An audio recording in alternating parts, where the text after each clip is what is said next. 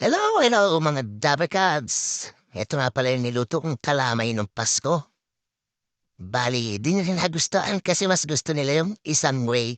Yung isang way na ginagawa ko, bali, hindi ko bina-brown yung sugar doon. Ina-add ko na agad sa gata. Tapos yun yung ginagawa kong toppings. So ito, sinubukan kong i-brown yung sugar, parang gawin bang coco jam. Alam mo ba yung coco jam? Yung parang pampalaman ng tinapay dati.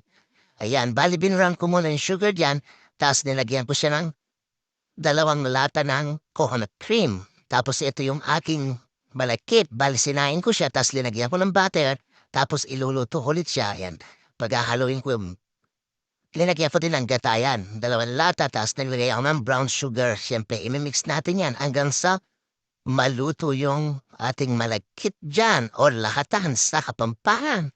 Ayan, pinaghalo-halo sila, tapos nung maluto na, nilagay ko yan sa aking tray. Tapos naglagay uli ako ng butter dyan. Ayan, syempre pantayin natin para pantay-pantay yung kanyang size. Tapos inilagay ko na yung ginawa kong gata at brown sugar. Mas gusto daw nila yung hindi bina-brown yung sugar, yung normal lang na sugar tsaka gata. Tapos i-reduce mo yun yung itatapis mo. Ito, tapos binig ko siya ng 25 minutes, luto na.